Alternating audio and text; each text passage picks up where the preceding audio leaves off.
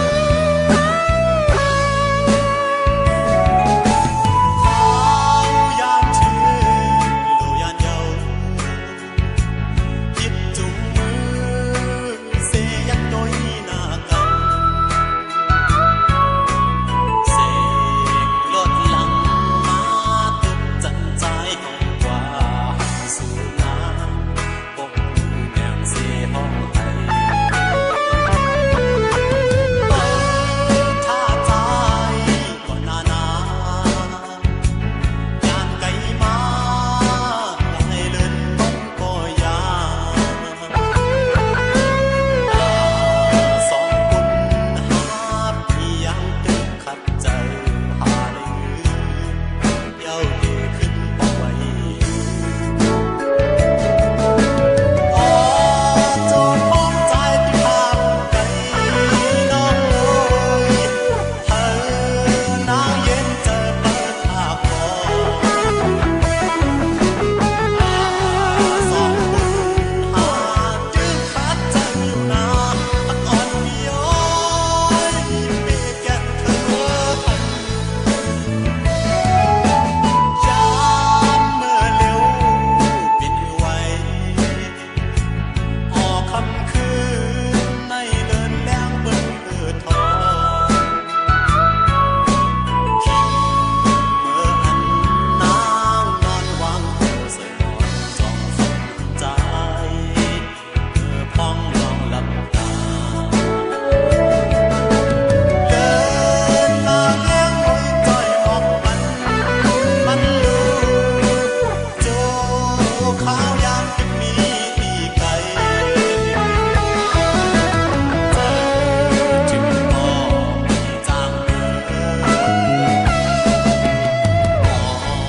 ลีลานมันเปิ้ลท่าก่อนหน้ามันหึงนานปีบ่คืนอยู่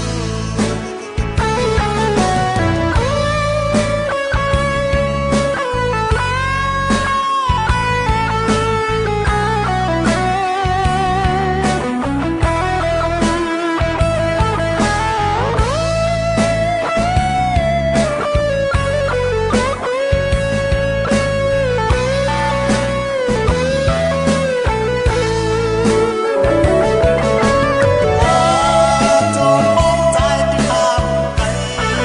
น้องโอยเธอนางเย็นเจอเปิดหากบ่สองคนหาจื้อคัดใจอยู่นาพักอ่อนมีย้อยมีแก่เธอทันยามเมื่อเร็วบินไวออกคำคืนในเดินแลงเบิ่งเอือทองคิงเมื่ออันนางนอนวางหัวใส่หมอนจ้องฝันใจเมื่อพ้องลองหลับตาเดินลางแย้งหอยจ้อยออกมันลูโจขาวยามที่มีตีไก่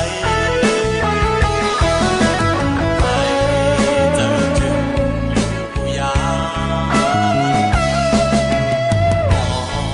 ลีลานมันเปิ้ลท่าก่อนหน้ามันหึงนานปี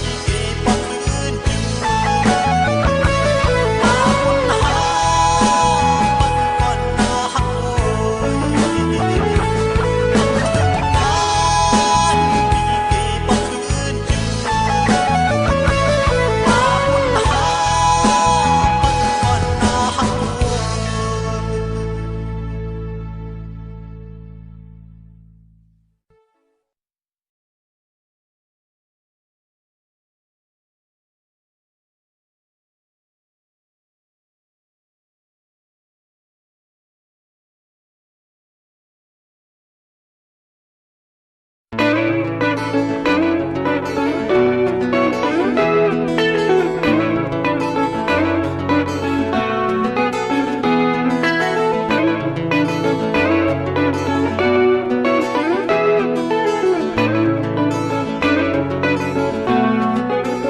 บ่าวปีเป็นโดนทุกผ่านเหตุการณ์เหมือนวายเอิ้นรวมอ่อนสาวน้องเตเวงใจ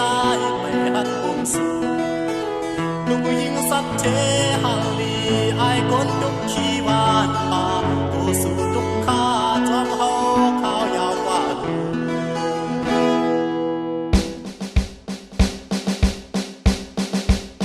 ตาเป็นหน้าเฮินจอมสู่ที่จางลาดความถูกตอกโตสู่แนวไว้เลื่นมาใจไปจังจองพอเมืองแรงยามฟ้าบางมาจึงไว้เสออกคืน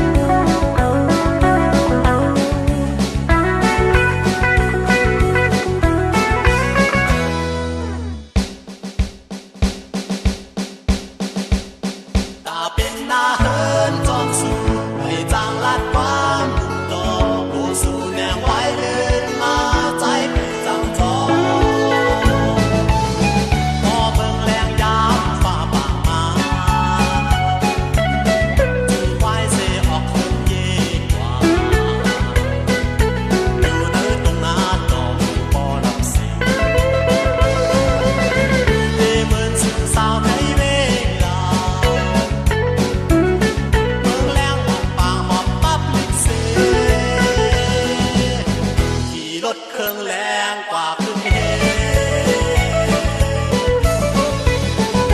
บุญตาใจเฮาสำเห็นหน้าใจดีก็เพราะว่าพี่เป็นคนผ่านลองตั้งหากให้เคยย้อนขึ้นก่อน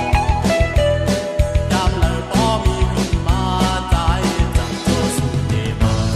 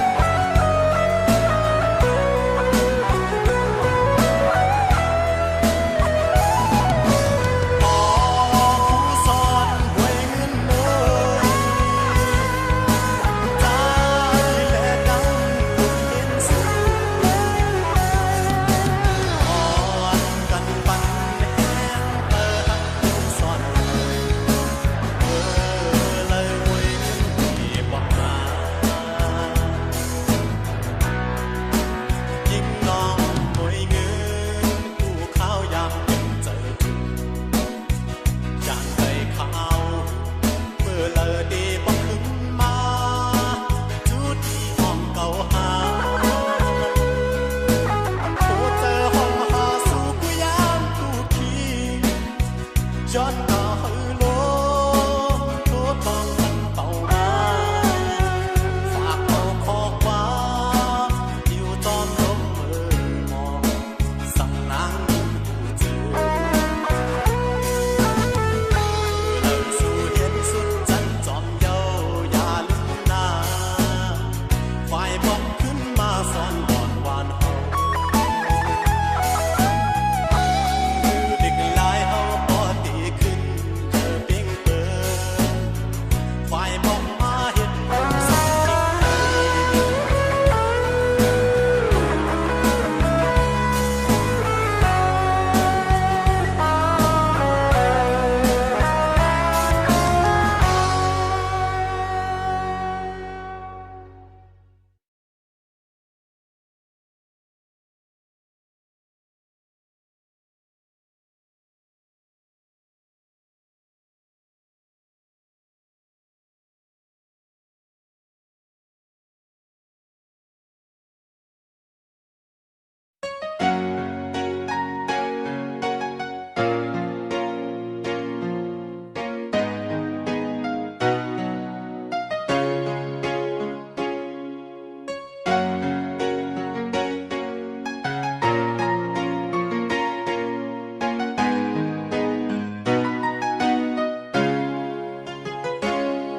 ที่เมื่อสายฝนหงตกลงเมืองหมู่ตันอยู่หยาบคันเจอเดี๋ยวเขาลืมมือก่อนจางปอลมทอ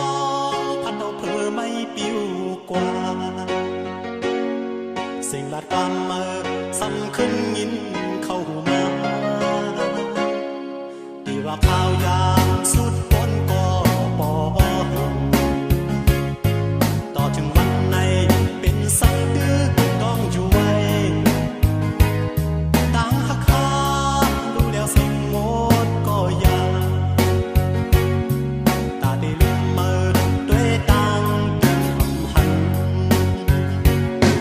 คิดเมื่อสายฝนตัวของลงนั้น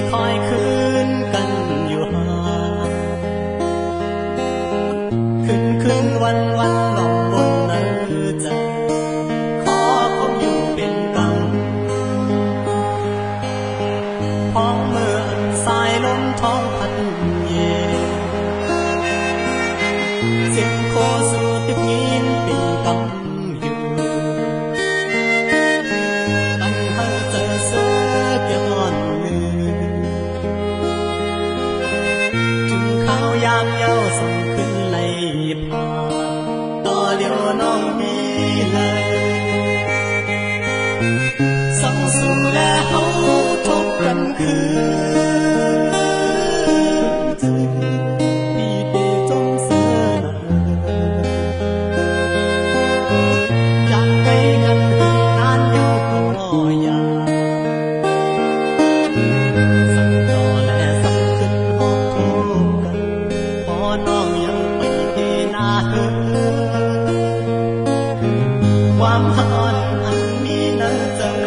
เห็นก็ได้รักจูสู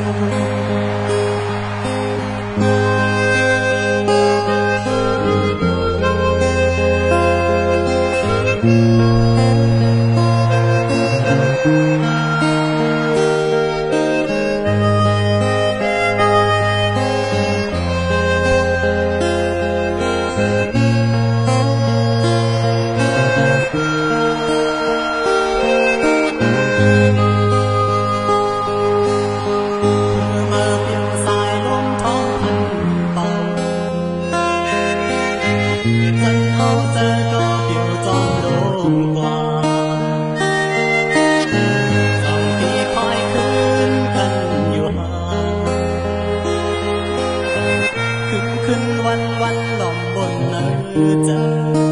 ขอคงอยู่เป็นกังห้องเมื่ออันสายลมท้องพันเย็นเสียงโคสู่ติดยินเป็นกับอยู่ปันเฮาใจเสือกย้อนเลือจึงข้าวยามเย้าส่งขึ้นไหลต่อเดียวน้องมีเลยส่องสู่แลเฮาทบกันคืนดีเดจงเสือ